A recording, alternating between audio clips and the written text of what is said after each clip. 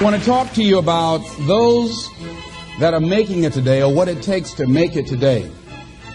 In a time of great uncertainty, and a time of change that's taking place around the world, and a time when people are feeling a great deal of anxiety and fear and reservations about the future, at a time when people are going to work and don't know whether or not they will have a job when they get off, and not necessarily because of their performance, but because of what's happening in the economy. At a time when there are challenges, more so than ever before, in personal relationships. We look at what's happening on the crime level and what's happening with our youth. That many times I'm sure that we've all taken time just to stop and reflect. Many times when we hear what's happening in the news or read the newspapers, where's all of this leading to? What's going on here? And so I think that now more than ever, we must begin to look at what are the things that we can do that would put us on some firm footing in life, that will enable us to do some things and use some powers that we have, that many of us go through life never ever discovering that we have those things going for us. And part of that, I believe, is knowing what it is your life worth. What is it that gives your life a sense of meaning and purpose? Because once you find that, it puts you in your power place. See, if you know what your life work is, I encourage you to start working on it. If you can't do it all at one time, do just a little bit of it. And if you don't know what it is that you showed up to do, if you don't know why you're here, I encourage you to find out what your purpose is here. What is the meaning of your life? What will be different? Have you ever asked yourself that question? I've done that. I remember coming from a friend of mine's funeral, and I was reflecting on how much time I had left. And I went for a walk in a park thinking about this guy whose life was so promising. And I mean, he wasn't an old guy. He was quite young, in fact. And I thought about all of the things that he said he was going to do, and he never got a chance to do those things. And I started thinking about my own life and how much time I had left to do the things that I would like to do. And at that time, I wasn't sure what my life purpose was, what my life's work was. I wasn't sure about it at that time. And I thought about it quite a lot. I had some idea, but I wasn't convinced. That I don't think I felt worthy. I didn't believe that it could be me to do this kind of work that I'm doing right now.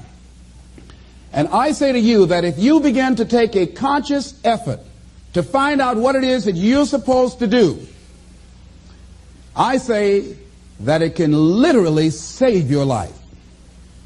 I said that it can literally save your life. I was telling a group of people of a study that was conducted. Dr. Larry Darcy, who wrote a book called Recovering the Soul, he said, human beings are the only living species that has achieved the dubious distinction of dying or having a stroke or a heart attack on a certain day. If you ask most people, what would you say the primary cause of why people will have a heart attack or stroke? Many people will say, well, because they smoke cigarettes, or because of high cholesterol, or because of stress, or because of obesity. And all of those things are contributing factors. But ladies and gentlemen, more heart attacks take place in this country on Monday morning between 8 and 9 a.m. That's when the majority of people who have their first heart attacks have them. 85% of the American public, according to recent studies, are going to jobs that they hate, working on jobs that do not challenge them. They get sick thinking about going. Migraine headaches. After the Sunday afternoon football game or 60 minutes, the anxiety began to build. And come Monday morning, they drop dead of a broken heart. Some of you ought to think about not going to work on Monday.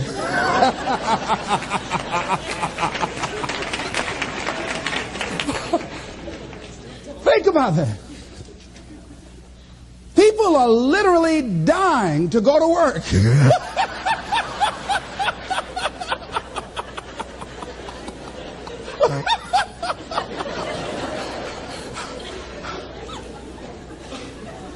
Because, see, when you go to a job and you already know how far you can go, you can already see that proverbial glass ceiling. It's like going to a movie when you've gone in the middle of the movie and you've seen the end and you sit there to start all over again, but something is missing. You know what the outcome is going to be. You can't get excited about going through that movie all over again. Am I correct? See, when you're going someplace and you already know how much you're going to make, you already know how far you can go, you're in a dead-end position. It erodes your self-esteem. It lowers your sense of yourself. It creates some inner turmoil. It creates an emptiness in you. So I say that your life is worth finding what it is that you're supposed to do. And I'm not saying quit your job. I'm saying find it and do just a little bit of it. When I wanted to become involved in speaking, I started just learning quotes, listening to other people's tapes, going to seminars, going to workshops, asking other people to help me. Just start working at it just a little bit, but do find out what your work is and hold on to it and don't let your dream go. Don't let it go. See, and here's something else I want you to begin to look at. Why is it that most people don't pursue their dreams or don't do better than what they're doing if they're capable of doing it? I think that many of us don't go the next step because we don't know what to do yet. And I say that the reason that we don't even explore the possibility of what to do is because subconsciously we don't believe that it can happen for us and we don't believe that we deserve it. So here's what I'm suggesting. How much time do you spend working on you? How much time do you spend every day working on your dream? In the last 90 days, how many books have you read? In the last year, what new skill or knowledge have you acquired? What kind of investment have you made in you? So I'm saying that as you begin to look at where you want to go, if you want to make it today, and things are changing so fast you have to literally run to stand still, I'm saying that you've got to make some conscious effort to begin to work to develop you. Here's something else. Most people are not living their dreams because of fear, ladies and gentlemen. I was in Columbus, Ohio yesterday speaking for a particular Ohio department. A young lady named Karen who greeted me, who organized the event. Very talented, very skillful. And she was talking about she wanted to become involved in the consulting business. I said, why aren't you doing it? I said, you have the abilities. I said, you're not here because they like you. You're here because you're doing the job. You're making things happen. And she came up with all kinds of ideas, but finally she said, I guess I can't see myself doing it. I guess I'm afraid. Fear, limited vision, and lack of self-esteem is what keep most people doing things they don't want to do. I flew from Columbus, Ohio to Denver, Colorado to a major communications company. And the person that picked me up at the airport told me about the fact that the company was planning on having a major downsizing. And they offered some of the employees there an early retirement, and some of them will earn as much as $300,000. And they said, this is the last time that you can take this offer. If you don't do it, when we have the downsizing, you might be among those who will lose their jobs, and all you will get is your severance pay. And only 50% of the people who were eligible to take the $300,000 took it. The others were afraid to take a chance on themselves. The others couldn't see themselves beyond that company. They couldn't see life after that company. The same reason that people stay in relationships where they're abused or they're unhappy or it's unfulfilling. They can't see themselves beyond that relationship. They can't see themselves enjoying life without that person. They think that this is all that they can do. The same reason that people get stuck at a certain level in life. They can't see things being better for them. And they think that this is it and this is all they deserve. This is all they've ever seen. It's been passed on to them. And they think that this is it for them. Oh, no.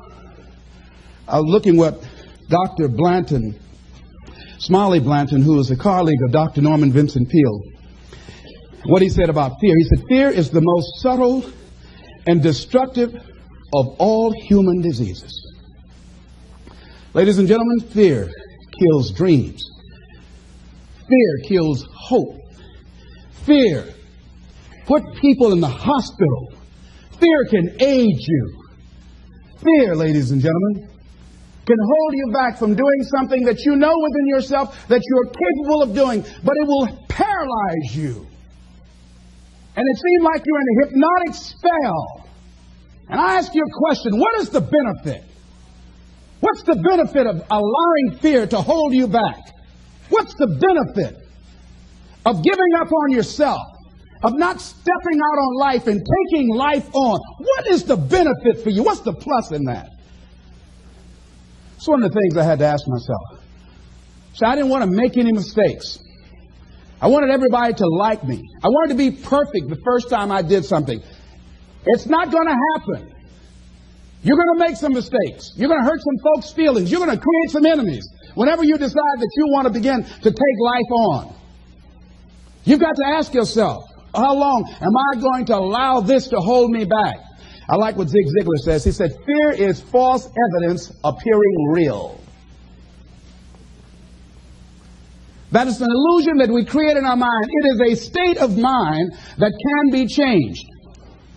So let's look at how we can begin to take some steps to restructure that fear, to begin to expand our visions of ourselves, to begin to increase our self-esteem. Webster said that self-esteem means confidence and satisfaction in oneself.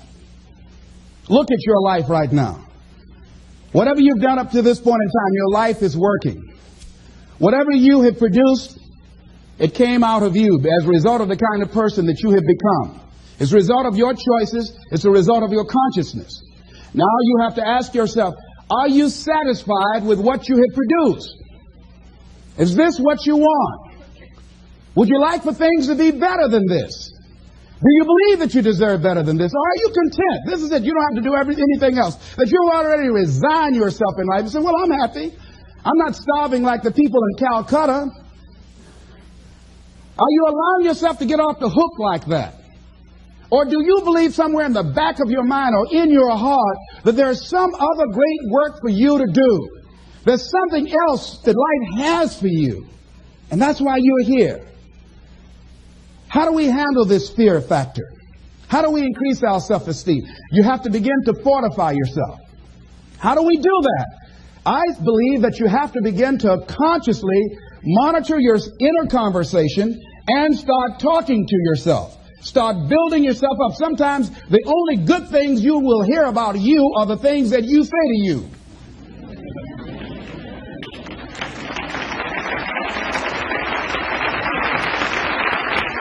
Young lady that was in the audience this afternoon said to me, I told myself yesterday for the first time, I'm proud of me. And she said, I felt good about that. So I'm saying learn to be your own booster.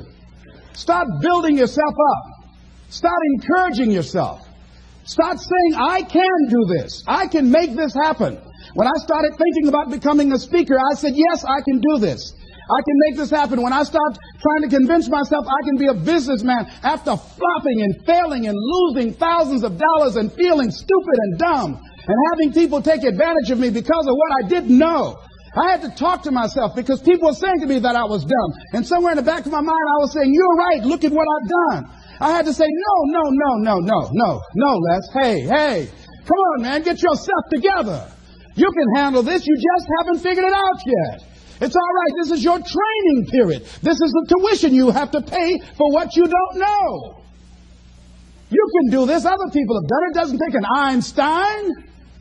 Get you some people that can teach you some stuff that you don't know. Get you some people that have done it successfully and learn from them. Take some seminars, workshops, read some books on how to manage a business. Change the way you see yourself and begin to tend to the personal details. Understand that nobody's going to take care of your business better than you. And when I start changing that kind of mindset of beating myself up because of my mistakes, and start looking at the possibility of my doing better, of my making the adjustment that would enable me to do what I want to do successfully, things begin to change. I say, stop beating up on yourself. You do it. I know you do it. I've done it. It's a natural inclination for us to put ourselves down. See, we are born negative, I think, in a negative consciousness because we live in a negative world.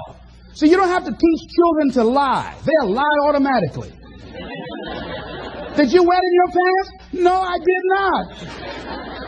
Well, what is that? I don't know. You don't have to encourage kids to misbehave. They will do it by themselves. You don't have to encourage them to do the wrong thing. They will do it automatically. You have to correct their behavior. So I'm saying that we have to work through the challenges of life in learning how to begin to work to fortify ourselves. Repeat after me, please. I can live my dream. I can find my purpose in life and live my purpose. I deserve more for myself. I deserve more from life. Shake somebody's hand on your right and left and say, you deserve more from life too.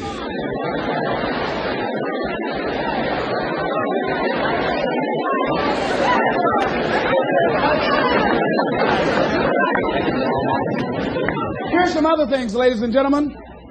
Begin to guard your mind against negative programming, like turn off the television. Don't watch the news. Don't watch it. I think that more people have a sense of hopelessness and anxiety about life. If you look at the news, you cannot feel good looking at the news. You'll be scared to death. You're scared to go to sleep. I mean, it turns your power down. You've got to be conscious of that. Don't pick up the newspaper and read it. No. Just try this. Just experiment with yourself. Now, if your job depends upon you knowing certain things, let somebody tell you just about those things. But start filtering the stuff you allow to come in your mind. You know that song you used to have? Say, don't let nobody bring you no bad news. I tell my staff, look here, don't tell me any bad news while I'm on the road. Let me handle it tomorrow. I don't like anybody to tell me any bad news at night before I go to sleep. I can't do anything about it anyhow. Why let me go to sleep with that on my consciousness? No, and my staff, they know that. Say, let it wait till tomorrow. And I have a period of time. Tell me bad news between 10 o'clock and 12 noon. After I prayed and meditated and read my books, I'm fortified, I'm ready to handle it. I deal with them and I'm out of there and I'm going on to something else. So you've got to guard the kinds of things that you put in your mind. See, if you don't program your mind will be programmed because human beings are goal-oriented. That's why we die of broken hearts early. That's why we're running through life to early grades. We're going through life, ladies and gentlemen. And I think that Henry David Thoreau said that most men live in quiet desperation. Most of us go through life running scared. Larry DeAngelo, who I think is going to be one of the greatest motivational speakers around today, told me a story, a true story of a friend of his, that every day when he came home from school, when he would get to a certain block in his neighborhood, there was a neighborhood dog that would chase him. And that dog would start after him barking. Boy, he would run, just running from that dog every day. Finally, he just got tired of that dog chasing him every day. He said, this dog come around here, I'm going to take a brick or something and bust him in the head. So he was walking home that day, minding his own business. Sure enough, same area, there was that dog there. And the dog started barking, he started running, he saw a brick and he stopped and picked up the brick and turned around. And the dog got close to him, he realized the dog didn't have any teeth.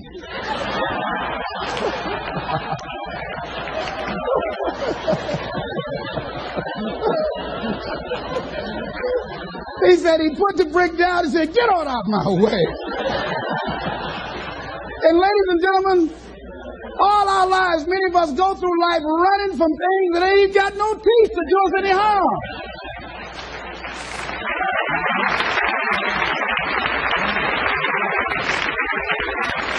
Haven't you been afraid to do something and then after you did it, you say, whoa, if I'd known it was this easy, I would have done it before. Haven't you ever had that experience? Raise your hand.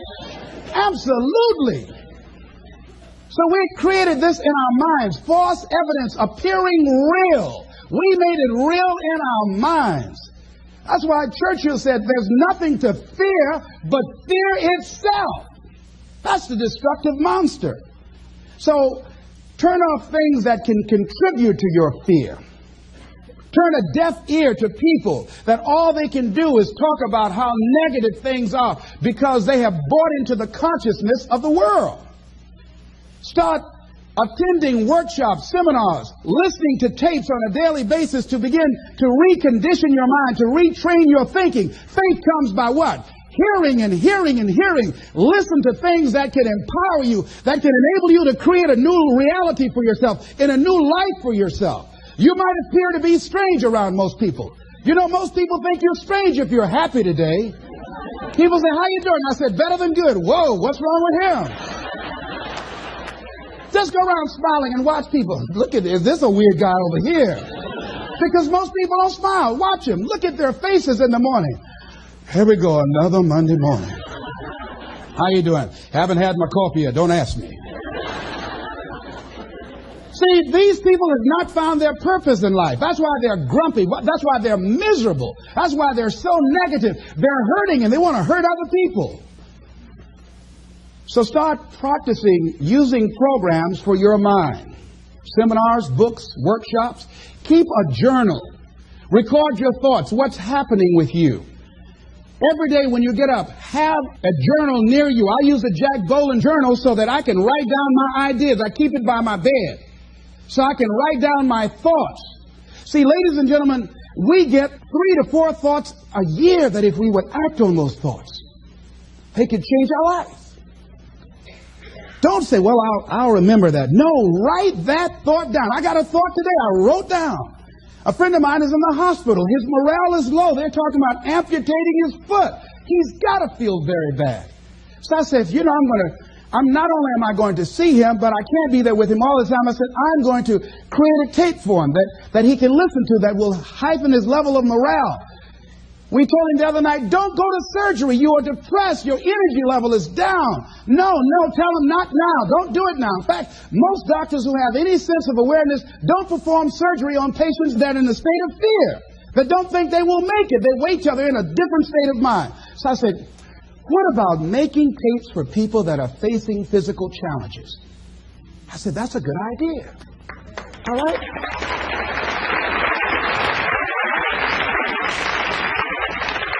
See, there are ideas that can come to you out of things that appear to be negative. I have a friend out of Chicago, just met him. He's 23 years old. And this guy, he went financially bankrupt 2 years ago, ruined his credit. Guess what he decided to do? He found a blessing in it. He wanted to restore his credit. It was very challenging, very difficult. And he realized that a lot of other people during these particular times have ruined their credit. So now he started a credit repair business. Last year he earned over $100,000 helping people to restore their credit. I met a young lady who attends this church, that she was at her father's funeral and she was putting flowers on her father's grave, and she looked around and saw the other grave sites. They did not look well groomed and they were not attended to on a regular basis. She started a grave site maintenance business. Out of that tragedy, something positive has come out of it. And now she's earning more money doing that than on her present job. What idea are you sitting on? Write your ideas down. And then, once you get that idea, take the leap. Hello? Take the leap. See, a lot of people get the ideas and just walk around with them. Have you ever had an idea and all of a sudden you looked around and somebody had that idea and gone with it? Think you're going to be going with my hospital idea. Forget that, buddy. We will be out there together, Jack. Take the leap. See, it's out here in the universe. If you don't take the plunge, I guarantee you, somebody else will. Take the plunge. Go into action. And ladies and gentlemen, you will be surprised at how things will come together. You'll be surprised. Now, you're going to have some difficult challenges. I can tell you that now. Be aware of that. Things are not going to work out exactly right. For a time they will, sometimes. And that's when life is just playing a game with you. Want you to feel good and relax. And then after a while, say, okay, the honeymoon's over now. And then life will come over there and slap you side the head. Say, what you doing out here? Well, this is my dream life. Is that right? Come over here a minute. Oh, you went to the seminar, huh? Come here. I can tell you that. But ladies and gentlemen, go into action with your dream. And don't avoid where the fights are. Get in the midst of the fight. And get some hickeys on your head. Get knocked down so you can learn how to fight, so you can hold your position. See, most people don't get out in the arena of life because they don't want to fight. Most people don't get out there because they don't want to get knocked down. They don't want to be dropped to their knees. But see, you're going to be dropped whether you're on the field or whether or not you're sitting on the sidelines. You're going to be dropped. So at least get dropped for something. Don't get knocked down while you're sitting down. See, that's how most people are spectators in life. You don't want to be a spectator. You want to get out in the field where the action is. And you will be amazed. After the struggle, there will be a calm period and things will begin to click for you. Come out here with what you got. You don't have enough money? Don't worry about it. You got the dream. You got the idea. You don't have enough resources? Don't worry about it. You need some help? Don't worry about it. You get out here in the arena, someone will look at you and become inspired and say, hey, can I help you? But if you're sitting up on the bleachers, nobody's going to ask you anything. You've got to get into the flow of action. Frances Harth called me from Chicago. She had been sitting on an idea of a show that she wanted to produce for 10 years called Mind-Body Connection. So someone saw me speaking in Chicago at a sorority convention and said, I saw a guy that perhaps can host this show for you who has energy and charisma. She called me. She was so fired up. I said, listen, on the day that you want to do that, I'm speaking in Chicago. I can do it for you. And I said, by the way, I met somebody 2 weeks ago in Baltimore who has an idea of the same type of show, and she's doing it on radio. Why don't you call her? And then she called me back. Who else would you suggest? I said, well, I know Deepak Chopra. He wrote the book called Quantum Healing, and Bernie Siegel. Could you get his number? I tell you what, I have a friend named Jack Boland at the Church of the Day. He knows how to get in touch with him. Call him, and he will give you the number so you can get in touch with Bernie Siegel. That lady started calling all around. Did not have the resources, but she had this idea and dream. And she said the other night when she came before the audience that had gathered in the studio, she said, I feel like I've been pregnant for 10 years. And tonight you're going to witness a beautiful delivery. And it was. She said, I couldn't believe, Les, how things began to happen, how it all began to come together. And how many of you ever started on some dream and you didn't have all your stuff together, but you just went out there with nothing but faith, and things begin to happen for you? Raise your hand if you know what I'm talking about. Ladies and gentlemen, those hands up there, it's proof. The proof is in the pudding. These people have demonstrated it. And if they can do it, you can do it. You can do it.